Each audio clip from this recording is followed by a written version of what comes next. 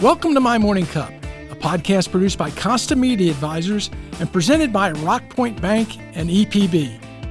Rockpoint Bank, from Chattanooga for Chattanooga. And EPB, get EPB's fiber optics for the world's fastest community-wide internet. I'm Mike Costa, your host.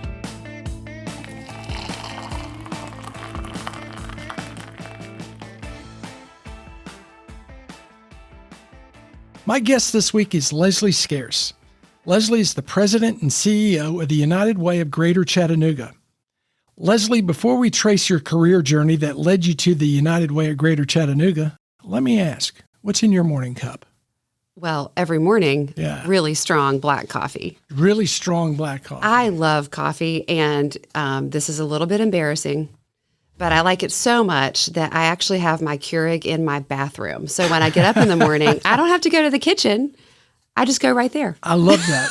I love that because, you know what, I've looked at our bathroom and I said, the machine could fit really nice It's there. really convenient. It's really convenient. Have you tried in an espresso machine? Yes, those are nice too. Yeah. I just use those occasionally, like special moments. Yeah. Because I started out with pots of coffee and I realized I was drinking too much. Then the Keurig. And then my wife brought home an espresso machine. Yeah. And it's strong enough and bold enough that I'm only having one or two. Exactly. Yeah. And they are great. My espresso machine, Charlie, when he was little, he's my youngest, who's now 15. But when he was 9, he bought me one for Christmas and he was so proud of it. Oh, wow. And so, I keep that one in the kitchen. Yeah. And so, I just really let y'all in on a really embarrassing secret that I make my coffee in the bathroom in the morning. Now, you may be the first person I've met that has a bathroom Keurig. Yeah. It's smart. You should check it out. All the modern homes are getting it cuts down on the walking time to the kitchen. I like that. Well, you really need your caffeine in the morning, don't you? Clearly so. Well, welcome. I'm so glad you're here. We've known each other a while now. We have. My girls were not even teenagers yet. That's right. Yeah. That's right. I think at the time I was on a business trip working with On Point, right? And I believe that's really what young it was. in my career, and saw y'all on an airplane, and I'll never forget it either. Talking with them. Yeah, but you've since moved on to United Way of Greater Chattanooga. But I don't want to start there. I want to start where you started, which is you're born in Chattanooga, right? Yes, born and raised, which is such a blessing. I think to be from here. Yeah. And have grown up here and seen how the community in the city has changed so dramatically in all these decades. I'm a transplant, so I've been here 25 years, and my sense is transplants get here, and particularly now, and look around and go, I've been other places. Right. I'm not going anywhere else. I don't want to go anywhere else. That's right. At least a lot of them. How is that different for someone who was born and raised here? Because you saw it when it was not what it is today. I mean, I grew up in the times when you still had to turn your lights on to drive downtown. Wow. So at least on the tail end of that, right? Yeah. I was born in the late 70s. And so, downtown was not a place you wanted to be.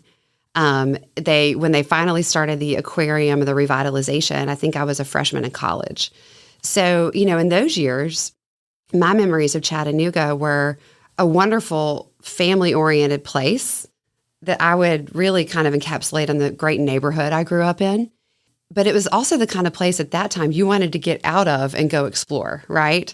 And then by the time it was, ending college and that first job, and you come back to a city you hardly recognize. Yeah. And it's remarkable, right, to see how we have grown, how we've changed with intention. And it's always been, this community's been such a blessing my whole life. But when you grow up here, especially in the 80s, I mean, Hamilton Place Mall was the only place to go to hang out, right? And we would go walk the mall on Friday nights. Just so different than going downtown now, right? Or all of the amazing, the river walk, the mountains, the hiking, all of the things we have now are pretty remarkable. Well, and you mentioned you growing up in your neighborhood. So you lived in both Brainerd and Ridgeside. Talk a little bit about that experience because those neighborhood running around with kids, playing kickball, riding your bikes, doing that kind of thing, that's always so formative. It is. And I think, the safety, not just physical safety, like the emotional safety that comes from growing up in a neighborhood where every parent's looking out for you. Yeah. Every kid is welcome in your home from morning till night. we would move in a pack of like kids as young as 8 years old, all the way to college kids. I mean, think about how remarkable that is. And we would play capture the flag and swim all day at the pool and end up watching movies at someone's house. And what was amazing to me was we all went to different schools. So we would not see each other during the school year. And then the minute there was a break, a snow day, first day of summer, we would just reconvene. And it was special. It gives you a sense of just groundedness and play, which is so important for kids. And it was great. And that going to different schools and not seeing each other, sometimes that's better for the relationship because I agree. You had a break from each other, but then, after school in the summers and things like that, you had a whole new group. It's a safe place, right? To yes, know that you've got, circles of people who are in your life. And some of these folks are still friends today. I mean, that's what's amazing. And that's the way I wanted my kids to grow up too, and to have a neighborhood where they could ride their bikes and run from house to house. And so I think we've accomplished that. Yeah, well, good. Yeah. So as you're growing up, I know you've got a brother. Yes. So there's two of you. There's two of us. And you had a really outdoorsy family. Talk a little bit about what your family would do for fun and why that was so important. Yeah. We were, my dad had a great job in healthcare marketing. Mom was a stay-at-home mom, and kind of in and out of doing different jobs at, our school and some interior design. But, we were squarely middle class. We wanted for nothing, which was such a blessing. But we were also, thoughtful and very frugal. So our trips, we would take a vacation every year, but really we would camp in the woods. Weekend would come, we'd get in the car, we'd go to the mountains, and we would camp and swim and hike. And constantly. And I think that just was bred into us then from such a young age that it's still something that's really important to me today. Where was around here are some of the favorite places you would go do that? Oh, man. Yeah. We would go down to Fort Mountain in North Georgia was definitely a favorite. Fall Creek Falls. We would go into the Smokies. When I got a little older, started fly fishing with my dad, and we would really the Hiwassee River, the Tellico, the Ocoee.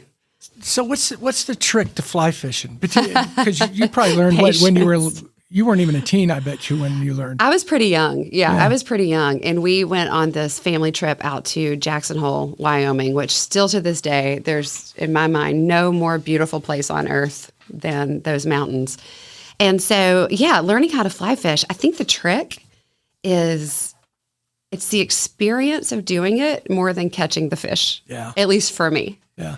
It's wanting to learn how to perfect how the fly and the line lands in the water and the way that it riffles down, right? And where you might find those fish and kind of hunt them in the river. It's a pretty special experience. But to me, it's more the process. And if you catch a fish, bonus.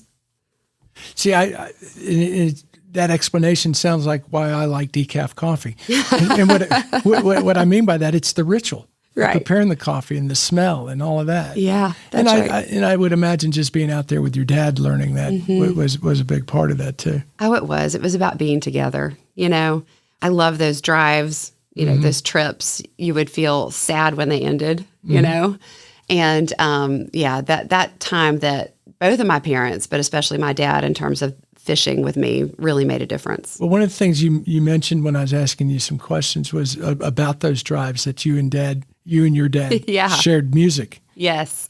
That was the thing. I think our childhood was outdoors, music, church, and faith, right? And then, of course, school and growing up. Yeah. Music, our whole entire house was just flooded with it. Like I remember as a little girl, Dad playing the guitar and me singing.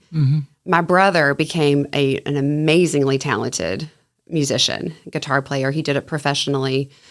And so while other kids were listening to like hip hop music, I was listening to Lyle Lovett and Robert Earl Keen and Nancy Griffith, and a little bit of an outlier for middle school and high school. Americana music. Yeah, I love Americana. Robert Earl Keen. He's the best. And so we would drive and listen to all of this shared music that we loved. And I loved it so much that by the time we got there to fish, I was sad that Yeah. we didn't get to listen to more music, right? And would want to look forward to the drive home. This is so funny. My very first concert, Dad took me to see Bob Dylan. It's a pretty good first concert. It's a great first concert. And here's what's hilarious. He says to me, Lesley, Bob Dylan is a legend, and we need to go to this concert because he's probably going to die soon. That was 40 years ago, and we're going to see him in 2 weeks. Are you really? Here.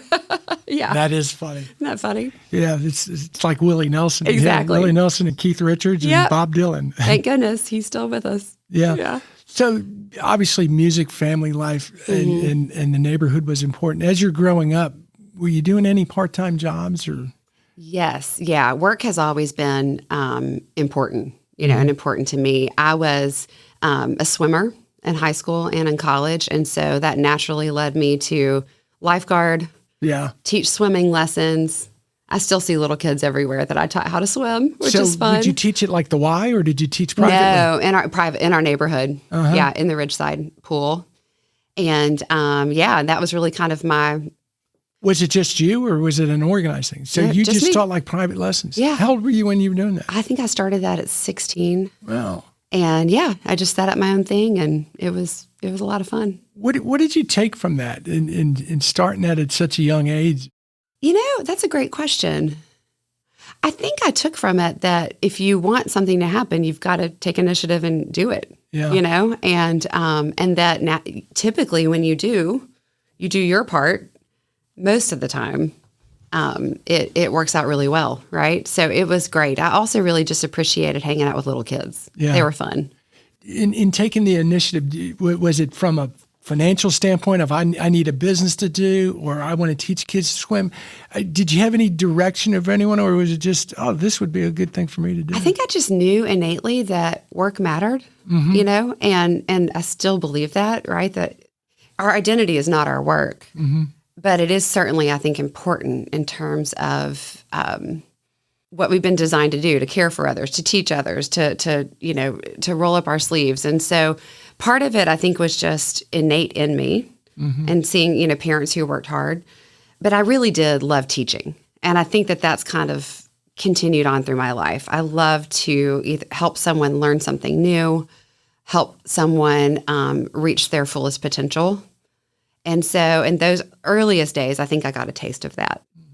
You did this at 16, so you were in high school. Where'd you go to high school? I went to GPS, Girls Preparatory School, and graduated in 1996. And, really, I was very grateful. I knew that going to that school was a big sacrifice, financially and in so many ways. And I knew that my parents were investing in me. And so I think that's why I took it so seriously.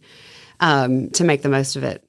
I went to an all-male high school in Memphis, so I was convinced a single-sex education is a good way to go, and I therefore sent my girls to GPS. What was the experience for you? What was the value of it, other than just, yes, it's a sacrifice financially, obviously, but from an academic standpoint, and then just being in that single-sex education, did you feel that made a difference? I do. And, there were some challenges that came with it, no doubt. But I think what was really beneficial, I think GPS helped make me pretty fearless. Yeah. They instilled in us real early that you can do it and nothing should hold you back, and encouraged that. And I think that actually went a really long way for me to try things I never would have tried before. I remember my chapel talk senior year, which is intimidating for a kid to get up and speak to the whole school. And I decided that I would play my guitar and sing, which I've never done at GPS. Never did that in front of a group? No. But I think GPS is the kind of school that gives you the space and the encouragement to say, you may be a fool, you may sound terrible, but give it a try. What'd you I did. What'd you sing? Well, I sang a Nancy Griffith song called Across the Great Divide. Wow. Yeah. How'd it go over? Great. I think people were shocked, right? They didn't know that. I don't know that it was good, but I think they were shocked, and that made it So you play fun. guitar? I do. Not very well. You mentioned something about GPS, about instilling a fearlessness in you. And I remember when my daughters were there, one of the selling points was we build strong-willed women. or strong women. Strong women. Yeah.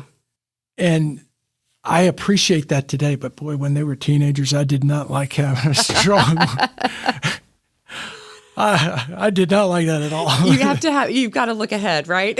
Yeah. Know where those qualities are going to take them. I see where the value is today, but boy, that was hell.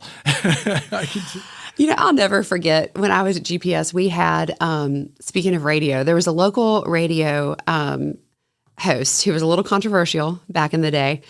And he had been making fun of GPS girls on his show. And he was saying, that something like, I bet those girls don't even know how to change a tire. So guess what our class did? Changed it. We're like, we're going to show you. And we invited him out and had a contest to see who could change the tire the fastest. What a great idea. We won. What a great idea. Whose idea was that? GPS girls, right? We just knew. We heard the challenge and said, we're going to take that on. Oh, that's great. Yeah. So you're swimming at GPS? Uh-huh. Were you also working besides the lifeguarding or anything like that? No. Swimming is a full-time job. You're in the water at 5:30 in the morning. You're there again in the afternoon till late at night. It's really hard. This is high school. So you get there at 5:30. How long you got to swim? And till 7:15. Change, go to class. Yep. Then straight to right class. After school, you're back 3 swimming? o'clock, you're right back in the water. Yeah, it is a really grueling sport. Yeah. And so it's hard to have, any other thing. So my working was primarily in the summertime. Yeah. Then you took that to college. I did.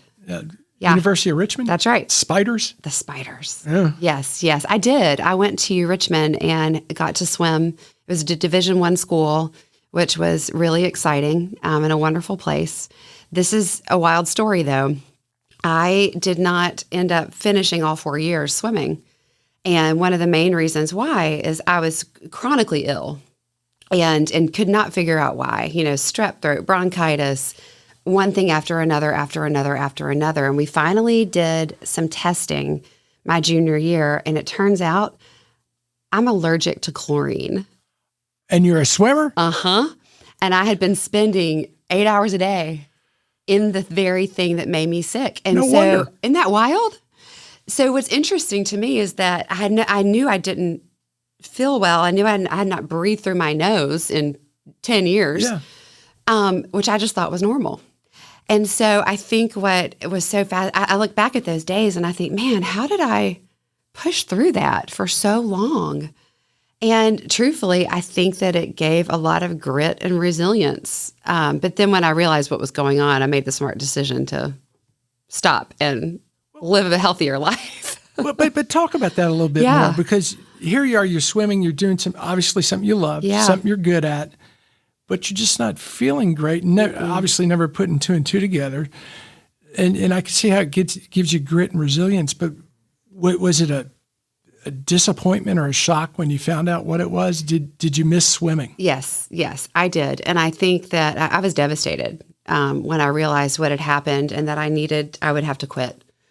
And I think that was one of the first times in my life that I had to come to the recognition that my identity, who I am, is not what I do, right? Who I am is so much bigger than that. And so it was hard. It was a breaking in my life, but I think it was probably, powerful for me to step back and say, my value and my worth is not that I'm good at this thing. Yeah. My value and my worth is because of who I am and who I was created to be and how I love and serve others and those things that really matter, not being talented at a thing. What a great age to learn that, though. You're in college and you learn that, because there's so many of us who are in their late 50s or 60s when they learn that, I'm not my title. Exactly.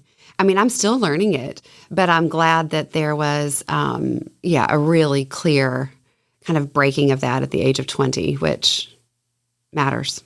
So what do you do? You go to school. I'm assuming you probably had some kind of scholarship for swimming, or? Yeah, I was recruited there for swimming for sure. But here's the great thing. I loved Richmond. I mean, it was the most amazing 4-year experience. I had friends from all over the world. They're still my friends today. It's a small enough school that I was involved in a lot of other things. So swimming wasn't my whole life. And I majored in leadership studies, which is really funny, right? That they actually have a school of leadership studies. And I remember telling my parents, I'm going to major in leadership. And they laughed and said, oh, great. You're going to be holding a sign on the side of the road that says, we'll lead for food. Like, what do you do with a leadership degree? Yeah. And so you go lead. You lead. Yeah. And so when I've learned this through my life too, when something is taken away from you, oftentimes there's something even better waiting around the corner. And so I was able to, be in student leadership in the leadership school and really get involved in the Richmond community and do some awesome things that I never would have been able to do. What did that look like? Which part? Doing things in the Richmond community. What were some of the things you were doing? Well, this is really neat. So I was involved with Fellowship of Christian Athletes, and we had made a connection with an inner city urban church who had a really growing elementary and youth program, and just had this, I haven't thought about this till you asked, Mike, and how much it relates to my life today. Yeah.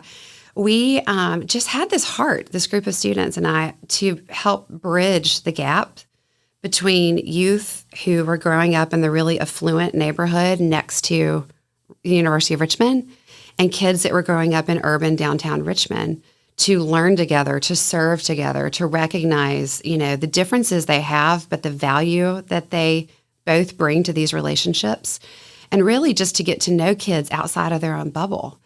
And we called it Interact, and we made that up. And we would meet twice a week and do Bible study and do service work together. And there were amazing friendships formed out of that group of kids who never would have. Yeah, they wouldn't have crossed paths. No. And it's amazing. I haven't even thought about it till you asked. But that is exactly what we do at the United Way, right?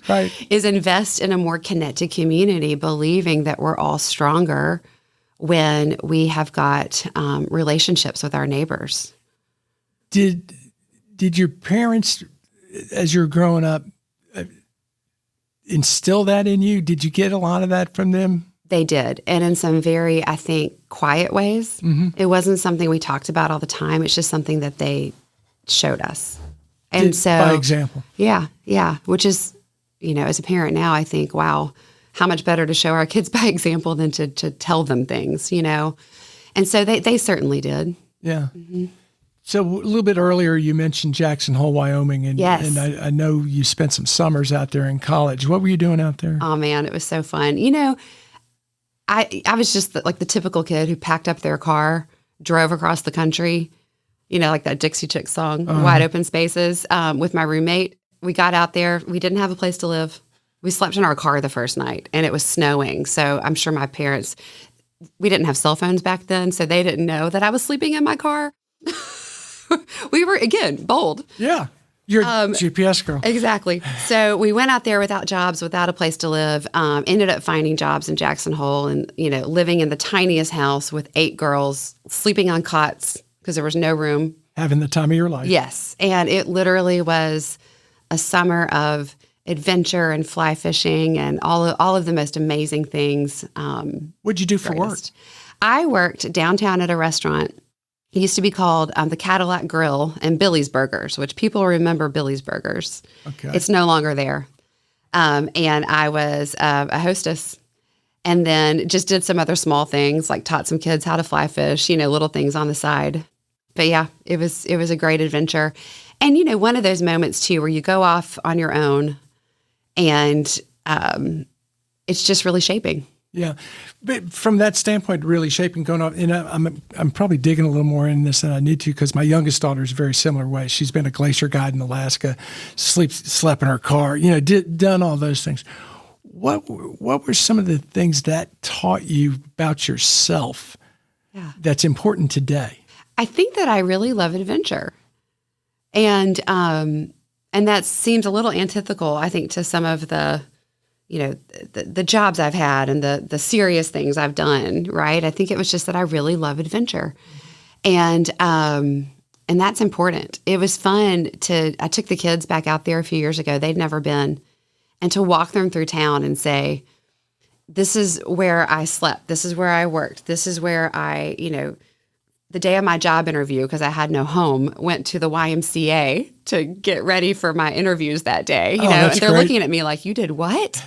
Your parents let you do what? My parents didn't know. They didn't know. No, they trusted me. And I think that's really a key takeaway from all of these stories of growing up is mom and dad had this great ability to really trust us, my brother and I. And I think I valued that so much. I really worked hard to never break it. Yeah. You know? Yeah. So they did that really well. Because probably all your friends didn't have that same advantage. No. Of parents that trusted them. Yeah. And you not wanting to break that trust. It was pretty, that's one of they've done a lot of great things, but that's probably one of the best. So you're Jackson Hole, you go back to University of Richmond, it's time to graduate. I did not want to go back, by the way. I had to, the route I took to get back to college was north through Montana. I wanted to go all the way down California. Anyway, they're lucky I made it back. You made it back. But you make it back to graduate, right? Yeah. So what do you do with a leadership degree? Well, I'll tell you, as you know, I won't say luck would have it. I would say, it's God's plan. I literally came back to Chattanooga. I was working in Richmond for a very short time for a charitable organization. It was really kind of a blip. It was quick. I learned a lot. We worked with corporations setting up service learning programs for their workers. And then also it was affiliated with a fraternity. So this is funny. Me, Lesley, the one female working for a fraternity. That was a trip all on its own. How long did you do that? About a year and a half. Oh, wow. Yeah. But this is the lesson we learned.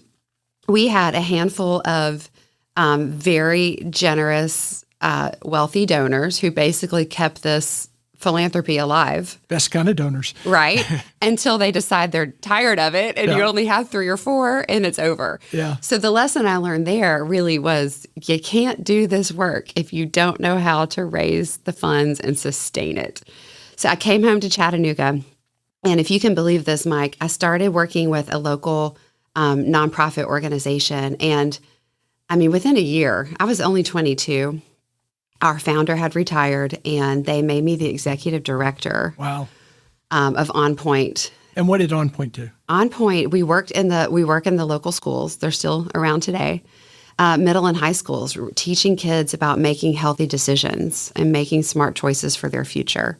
And so, I spent time in every school in the county in Northwest Georgia. I've been from Soddy Daisy to Dalewood to Orchard Knob to Walker Valley. I mean, I've been everywhere inside the halls of our public schools. And I mean, what a privilege, right? Yeah. To get the chance to work with middle schoolers and high schoolers day in and day out. But I will say, at that point in my life, I'll never forget the board chair taking me out to lunch and saying, "We think you should be the executive director." And I looked at her and said, "You've got to be kidding. Like, I'm 22. Right. And it was one of those moments where I realized that there are people who believe in you before you believe in you, right? And that was one of those moments. And she said, "Just try." How hard is that to accept? Because you're 22 and you've got this person saying you can do it, and you're going, "But I'm 22. Do you?" Right. And I worked with people who were my parents' age, you know, like I was the baby. It took a couple of things. It was very hard. And I, very insecure about that at that stage of my life. And so what that required was a lot of humility. Mm-hmm. And the humility to say, I don't know what I'm doing. And to say, I also knew after spending some real prayerful time about the job, I didn't want it. I'll be frank. I did not want to do this job. And I had a very clear calling that I was supposed to do it, that there were 3 things that needed to happen inside this organization with me as the leader, and that not doing it was just not okay. Like I had to do it. Have you ever had one of those moments where you realize it's a calling? Like I have to go do this thing I don't really want to do.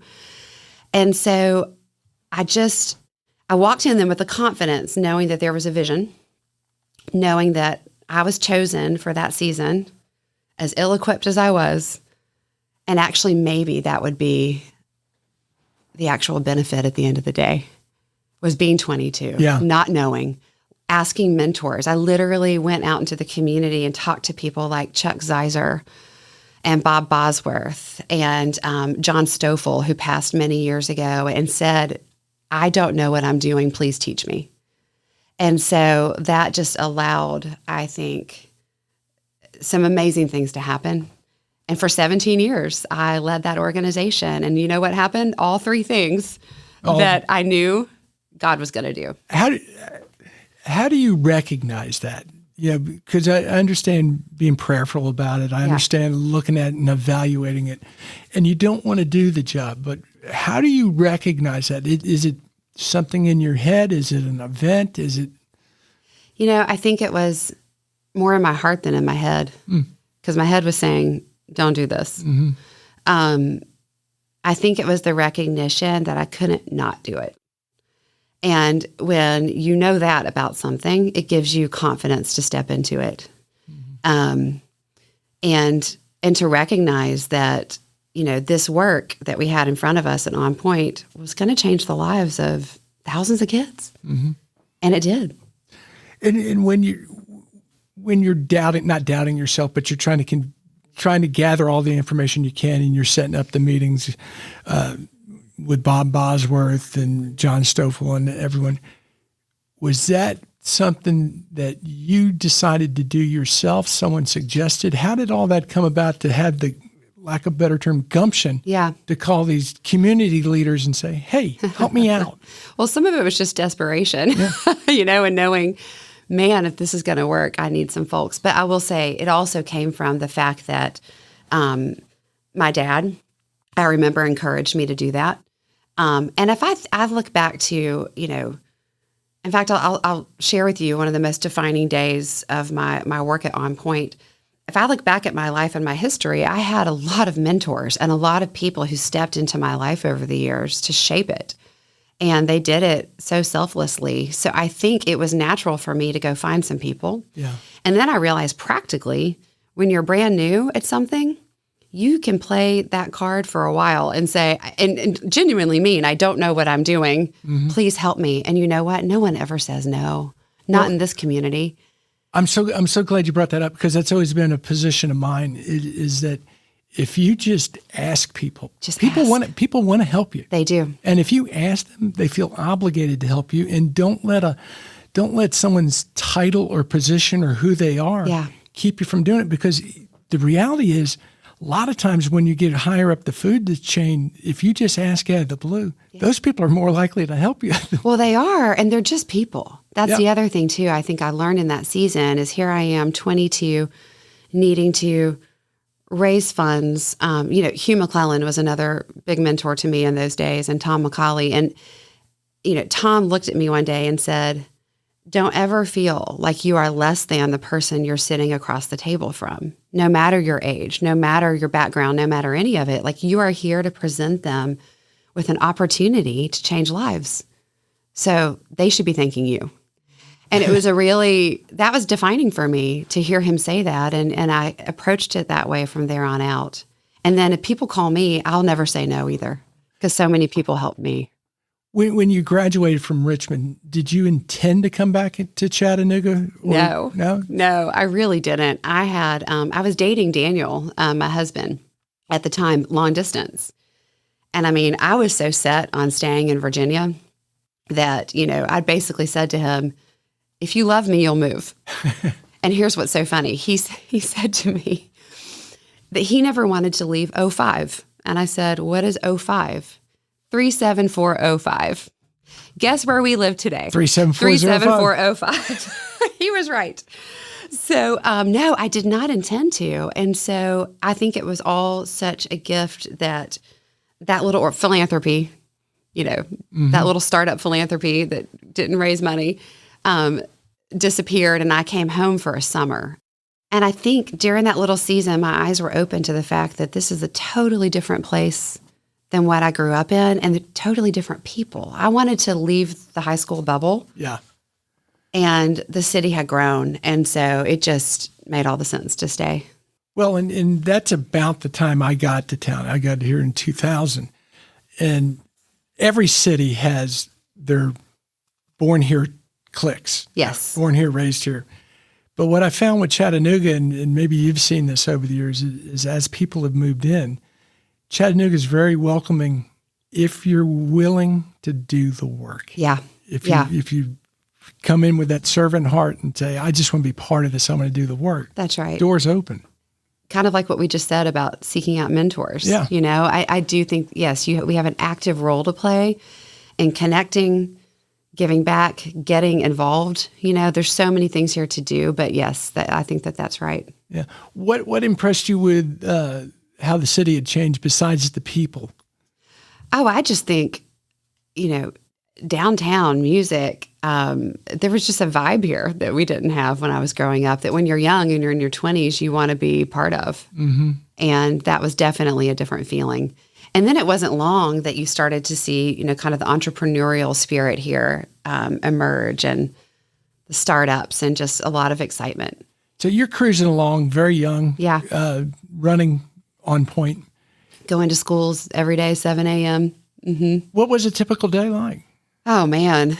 You know, it would be anything from literally like working in the schools and teaching our curriculum to leading people, which is still the best and the most challenging part of any CEO job or executive director job. Quite a lot of fundraising. We had a big staff and a very significant program running in the school. So a lot of fundraising, and then just community, you know, connectedness. Very similar to my day-to-day now, just on a different scale. Yeah. So you do that for 11 years. Yeah. And you originally didn't want to do the job not wanting to do the job 11 years. Took you a while to get out of there. Yeah, actually even longer. It was 17 from start to years. finish. Wow. Mm-hmm. So the United Way gets on your radar. How's that happen? Oh, man. You know, let me tell you a story.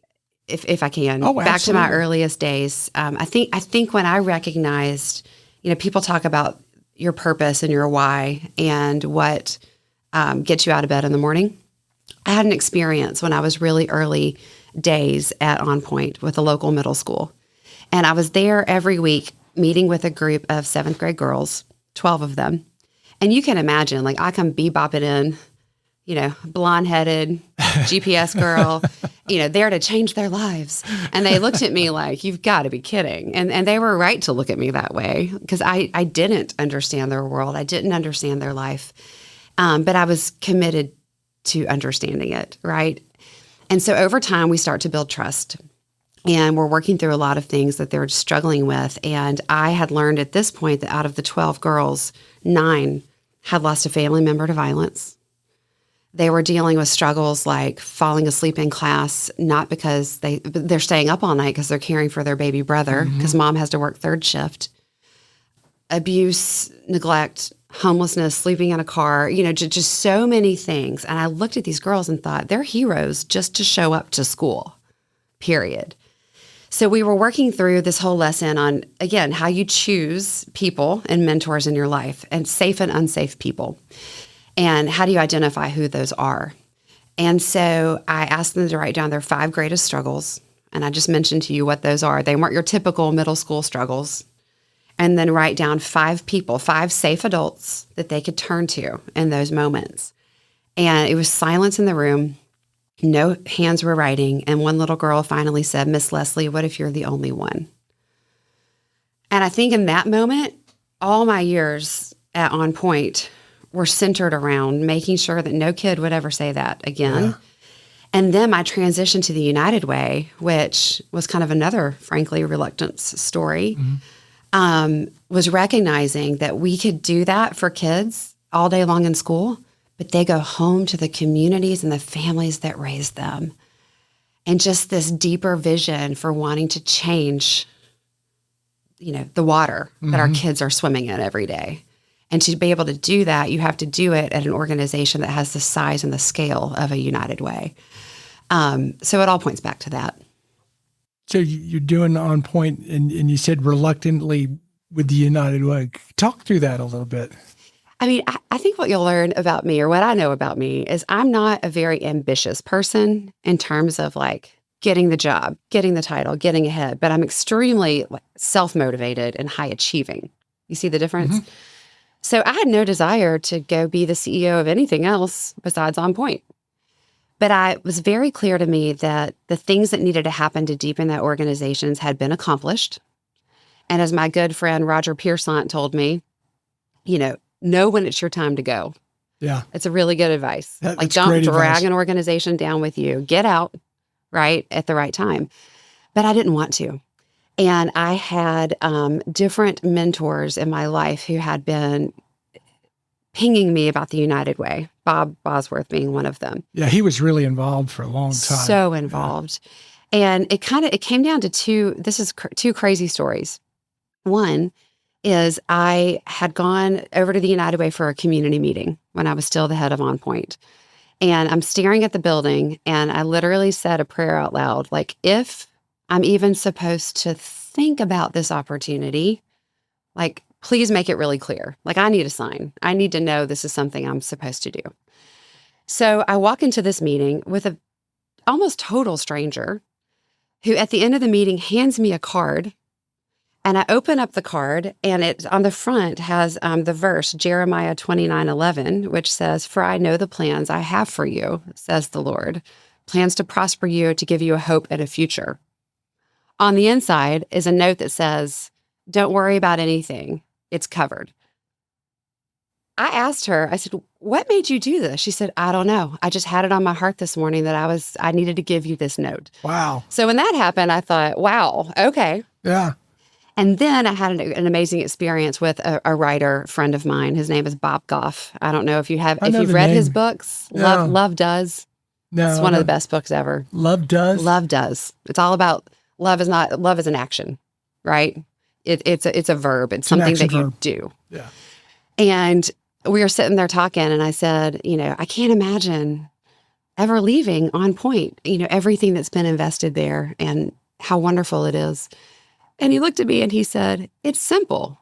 Where can you love the most people?" And I said, "That is simple."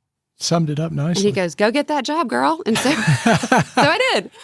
And so it has been just a very, it was a pretty amazing shift, into the United Way. But just like I did in my early years there, I was really young, 35 years old. And probably pretty ill-equipped in a lot of ways to do this job. And just like earlier, I walked into it ready for people to teach me. Well, and the United Way itself as an organization was changing at that point, at least. Yes. Because the United Way campaign used to be the big, all the companies ran their campaigns and did that. Yes. And I don't know if it was digital or whatever, and on how people give, and people give differently now. Oh, yeah. So how do you deal with all that type transaction where the bones of the business are changing? Oh, yeah. I mean, honestly, I walked into an organization that we had to break apart and completely rebuild. And not at, the fault of any previous decisions. It was just more of life changing, right? Where we are. Yeah. You're right. The old United Way campaign, in the 80s and the 90s and beyond, was a community chest model. Yeah. And it was an expectation. Everyone did this. I have stories that people have told me of companies saying, "Here's your United Way pledge form and here's your pink slip. Pick." Like, we don't do that anymore, Mike. I never tried that one. I had the baseball bat one. Yeah. Comes out. We don't do that anymore. But I will say, I got there and I realized that we needed to make some major transformations. And the first was, I recognize we have this amazing community, a tremendous number of nonprofits in this community. More per capita than most in the country. That's right. That's right. And so a lot of generosity, a lot of effort. At the same time, though, Mike, we recognize that we are 9th worst in the nation in terms of economic mobility, meaning if kids are born poor in our community, it'd be better if they live 91% chance better for them to be somewhere else besides here. Really? In terms of climbing out of that poverty.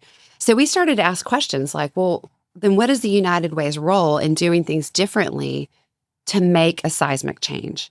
So the first was we had to overhaul how we invest in nonprofits. And that has been a really powerful, we did it slowly, we did it carefully, but a deep experience to invest in more partners, to be more strategic, to run towards some common goals. And then we really had to revamp the entire campaign because, to your point, digital giving, Yeah. shifts in generations in the workforce, people retiring, companies being moving headquarters and merging and moving out of town. All of those things were deeply impacting the United Way traditional campaign. And so what we're finding today is we've made a move from being a community chest, an organization that raises money and allocates it out, to being a community change agent. And what that means to me is it means we do still raise money, a lot of it, which is impressive. We do it a lot of different ways, though, than we used to. And we are investing those dollars alongside our capacity, data, convening, the power of working collaboratively so we see a better outcome. Mm-hmm. And this is just my impression. I think the United Way sets the table more today than it did 10, 15 years ago, as opposed to just, all right, we'll go get the money and then we'll distribute it out. That's right. Now it's more of setting the agenda and saying, these are the important things we want to focus on. Absolutely. That's exactly right. And we decided very purposely we were going to build a bigger table also. Mm-hmm. So we went from supporting 38 nonprofits to, I think this past year it was around 65. We've grown, we run our areas 211. So if you have an emergency need, a human need like housing, food, keeping the lights on, we've grown that from 28,000 calls to last year we answered 73,000 local calls for 211. Where do those calls go into? I mean, there's no one sitting at the United Way answering all these calls, is there? Oh, yeah. We have full-time staff. Now, they're not sitting at the United Way. They're sitting in their homes because during COVID, and we all had to go home, 211 was really on the front lines of COVID response. In fact, if you heard either mayor or EPB, I mean, everyone was screaming with a microphone, if you need something, call 211. So we were coordinating food and getting medications delivered to the doorsteps of the elderly. We were coordinating, volunteers to call and check on people. It was a really amazing time, but we all went home for that. Mm-hmm. And then 211 grew radically. So they still work remotely. But y'all, if you call 211, you get us. Live people who are in your community who know where to send you for the need you have and also know how to dig deeper to figure out what the root is. How many people you have doing that? Oh, man. So for our Hamilton County, Chattanooga, Hamilton County, I think we have 9. I might get this wrong. Then we were so successful at results that we are now also running the 211 call center for all of greater Nashville and Middle Tennessee. So we also have a Nashville team that we oversee. See, I don't think people know that. No, I'm sure they don't. And the support for the Nashville work comes from Nashville, not local donors. But because of scale and efficiencies and being really good at this, we can serve more people. So if there's a disaster like a tornado, we can flip a switch and help out East Tennessee or help out Memphis and vice versa, which is really important. And that's something we learned, especially during the tornadoes, Easter tornadoes and COVID response. What do you see as the biggest challenge for not just the United Way moving forward, but Chattanooga? Oh, that's a great question. I deeply believe that our greatest challenge, there's 2. So let me start with the data. Right now in our community, nearly half of kids are growing up in households that can't afford basic needs. Nearly half. So let's just think about that for a minute. And when you say basic needs, a meal every night, food, keeping the lights on, food, clothes, what their housing cost. We call those households ALICE households. What's ALICE stand for? It stands for asset limited. So there's no safety net in a time of crisis. Income constrained. So there is income, but cost of living, which, by the way, has gone up, goodness gracious, $20,000 for a family of 4 in just 2 years in Hamilton County. So income constrained, but the E is employed. So they're working. So Alice would be the underemployed or the working poor. And we have gone all in at the United Way. And we've got partners coming with us, from community foundation to other foundations to businesses getting on board, to recognize that it's going to take all of us to address the issues that our Alice households are facing, especially kids. So for us, it is working with families that fall under the Alice threshold and have children. so that we can help to elevate them and meet their needs with a whole family approach. And what do you do to help meet those needs? Well, there's a couple things. One is, of course, the expansion of 211. And we now, we deploy about $900,000 a year just in emergency assistance ourselves. So we pay the rent. What would that look like? Someone calls 211, says, I've got 3 kids. I haven't been, I'm a TSA agent. I haven't been paid in 2 months. I need some help. We're going to help them sift through their bills. We're going to connect them to other community resources that might be there to help them as well. And then we are able to stand in the gap for whatever that bill is that's left. So we'll keep the power on. We'll keep you in your home. We'll keep you employed. At what point does it take a client, someone needing that help, to take the initiative to make that call? How long do they suffer before they... Oh, that's a great question. Probably a long time. Yeah. And a lot of that has to do, I think, just also with the recognition that 211 is here to help. I mean, we've seen this growth in numbers, which says 2 things to me. One, more people are in need, but also more people know, right? And this isn't made up of repeat callers, right? So what we're seeing is all of that amazing work that we do in the community with nonprofits, we've really expanded it into the workplaces as well. Alice goes to work every day. So we realized, man, if we could meet Alice where they are at work inside an employer and show them how to access 211 and show their employers how to better meet their needs through different benefits and wage structures and policies that will help them, everybody wins. So our approach has been 211 is emergency, it's crisis, but it's a Band-Aid. It needs to be met, though, in order to move forward. On the transformational side, we are doing 2 key things. One is transforming workplaces. We now have 40 local companies that have gone through deep training with us called United for Working Families. And they are literally, as they learn about their own Alice workers, changing their own benefit structures. They're changing the way they support their people. Because think about it, they have a retention problem, an attendance problem, an ROI problem. Their people are in crisis. Who can better stabilize them to have a win on both sides of that than the employer? So that's the big transition for United Way, Mike. It's, yes, the campaign looks different. Now the campaign looks like that. How can we partner for impact? So you're doing a lot more one-on-one with actual businesses. We are. Oh, yeah, we are. And we still need them to give, and we still need them to volunteer. We need them to be advocates. But I think the headline change is this. I had a local CEO say, let me get this straight. The old United Way would come and, for lack of a better term, like with the handout for us to give to you to make impact. The new United Way is adding unbelievable value to my own people and our business strategy. That's a shift. Yeah, absolutely. And then out of that, we get outcomes for people and we see change. It's been pretty cool. Kind of along the same lines of that question, what about Chattanooga as a whole? What's the challenge moving forward as a whole? I know this is at the base of it, but kind of a macro look. Well, foundationally, like I said, the Alice question is a big one for everybody, and we won't solve that alone, which is why we're partnering with everyone. I think the greatest issue for our future are our kids that are growing up in stress and crisis. I mean, I've seen it enough for my work at On Point. I see it enough in the households where kids are coming home to toxic stress all the time. Here's why that matters.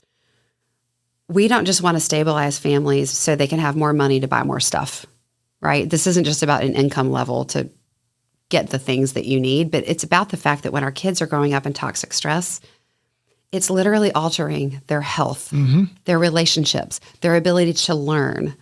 I mean, there are studies that show in the first few months of life, if a kid is in a stressful situation versus one that is stable, it has long-term impact on their brain. So to me, stabilization of all of this is really for our future. It's for our kids. And then at the same time, we're growing so fast in Chattanooga. It's a remarkable thing to see the growth, how many people want to move here. But I think that we have to do it really intentionally, or we're going to continue to see the polarization of haves and have-nots, and we're losing our middle class. Yeah. I mean, the fact that the Alice number is growing so quickly shows me that. And if people are moving here and they're not engaging, are giving back the way that we've always seen happen in Chattanooga, I think that we've got to figure out how to engage our newcomers. Do you see that happening? I do, because a lot of work is remote, because there's amazing amounts of industry, I think, coming here to town, and that's good. I mean, please hear me, that is a good thing. But as we see inflation rise, cost of living rise here, it's going to be harder and harder for a lot of our families. I mean, affordable housing, we all know what a tremendous challenge that is. You know, right now it takes 2.2 full-time jobs if you make a low wage just to afford rent. That math doesn't add up, right? Even if you are a married couple, 2 income earners in a household, still can't with 2 afford it. kids, you can't make it work. So so growth is good. We got to figure out how to capture that growth in a way that benefits all of our neighbors. I think that's the challenge we have.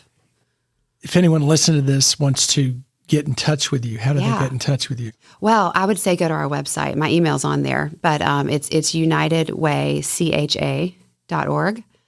And there's information, everything from Alice to how we invest in our nonprofit partners. That's still a huge piece of what we're doing. We're just doing it for Alice families now, together, collectively. And we have tons of volunteerism opportunities. We've got all kinds of ways to get engaged. So find me there and just email me. So go to the website. Yep. Before I get to my last question, I want to remind our listeners who makes My Morning Cup possible, and it's a big thank you to our presenting sponsors, EPB and Rockpoint Bank. Get EPB fiber optics for the world's fastest community-wide internet, and Rockpoint Bank, your local banking partner, your business, your bank, your future. All right, here's my standard last question, Lesley. Okay.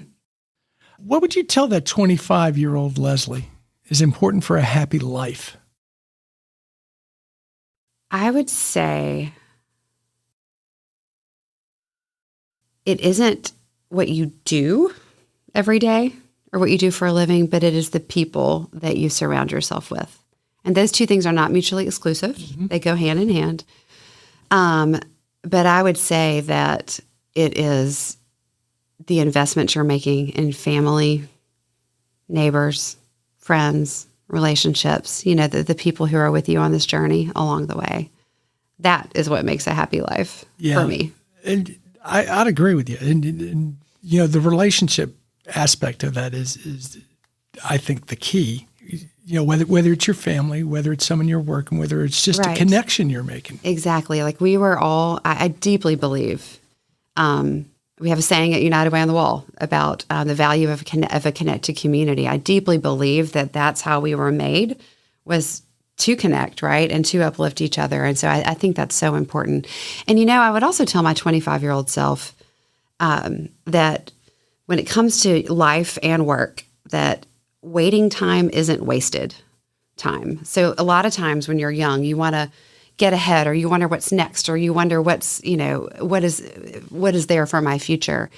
And oftentimes it's in those slow moments of grueling, of waiting, that you're being prepared for what's next. So don't gloss over those. Pay attention to them. Have some patience. Yeah, have some patience. It's great advice. Thanks. Thank you for coming in and talking. Thank you. It was a great conversation. I appreciate it. Always good to see you, too. Thank you, Mike. Thanks for listening to My Morning Cup, a podcast by Costa Media Advisors. If you liked this episode, please share it with a friend. I release a new episode each week, so be sure to subscribe on Spotify, Apple, Google, or wherever you listen to podcasts.